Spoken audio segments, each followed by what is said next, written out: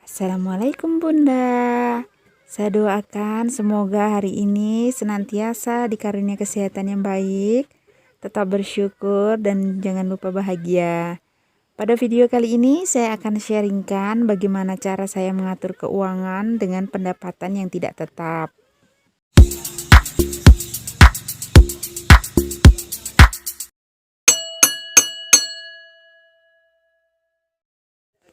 Langkah pertama saya akan menyiapkan atau mensurvei barang-barang atau produk apa yang kita gunakan dalam 1 bulan. Jadi barang yang kita gunakan tanpa bisa di skip ya Bunda. Contohnya susu, popok, beras, minyak dan lain sebagainya. Survei pertama saya pastikan dalam 1 bulan ini susu untuk anak berapa box habis atau yang kita gunakan ada berapa banyak. Begitu juga dengan barang-barang yang lain Bunda. Jadi kita bisa melakukan perencanaan berapa banyak budget yang akan kita alokasikan untuk barang-barang tersebut. Setelah itu saya akan membuat label khusus untuk pembelanjaan harian. Jadi detail pembelanjaan saya akan catat di sini.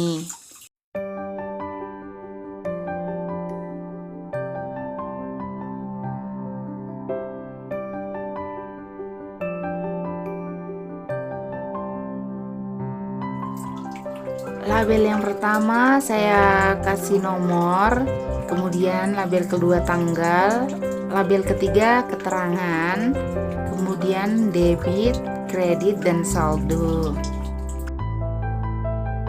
Nah, pada tanggal 6 kemarin ada dana masuk sekitar 500.000 teman-teman. Dan langsung saya belanjakan untuk kebutuhan anak-anak, susu, popok, dan barang-barang yang saya perlukan. Untuk dana yang masuk, saya masukkan ke debit yang telah tertera. Kemudian untuk pembelanjaan, saya masukkan labelnya di tabel kredit. Contohnya untuk data harian seperti ini teman-teman. Jadi untuk dana 500.000-nya saya kasih masuk di kolom debit.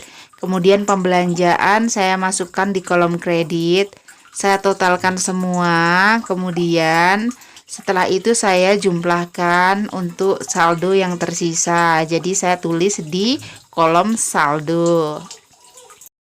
Sekedar sharing saja teman-teman. Jadi suami saya bekerja sebagai honorer yang minimal menerima gaji 3 bulan 1 kali. Makanya untuk budget pembelanjaan biasa saya hitung lebih, mengingat karena menerima gajinya kan untuk 3 bulan ke depan. Nah, dari situ biasa untuk pencatatan semuanya saya akan rinci untuk tabungan dan lain sebagainya itu setelah menerima gaji 3 bulan itu. Untuk catatan harian seterusnya begini teman-teman. Jadi nanti kalau ada dana yang masuk, kita masukkan ke debit, kemudian kita jumlahkan saldo yang ada.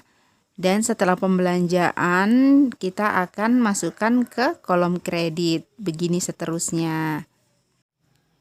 Dari label harian inilah saya bisa merinci segala pengeluaran untuk bulan-bulan selanjutnya, bagaimana menguranginya atau mengantisipasi supaya pengeluaran-pengeluaran bisa diminimalisir sedikit mungkin. Jadi dengan mencatat kita akan tahu dan akan mengerti tentang pengeluaran-pengeluaran apa saja yang sebenarnya bisa kita kurangi.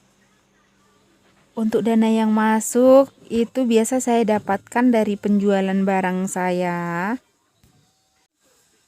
Untuk tabungan seperti challenge 2000, yang 5000 dan lain-lain, biasa saya melakukan dengan senang hati teman-teman. Jadi tidak usah terlalu dipaksakan dengan target-target harus berapa lama.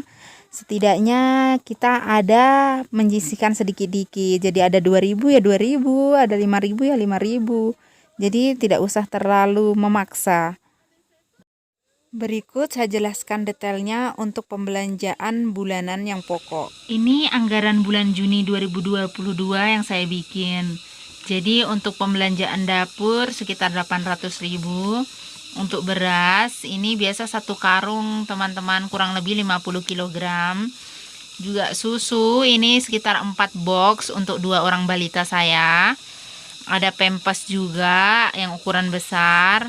Untuk listrik saya menggunakan lampu PLN dan turbin, dan saya budget 200.000 teman-teman. Ada gas, internet, dana cadangan, dan juga BBM. Untuk dana cadangan ini saya pakai untuk kebutuhan yang tidak terduga. Budget ini saya sudah hitung lebih teman-teman. Jadi misalnya untuk 3 bulan ke depan kita terima gaji, baru kita rinci lagi. Misalnya ada dana lebih ya kita sisihkan untuk sinking fund atau untuk tabungan lainnya. Nah, seperti ini. Jadi di sini ada dana darurat, tabungan jangka panjang, tabungan impian, dan tabungan kebutuhan.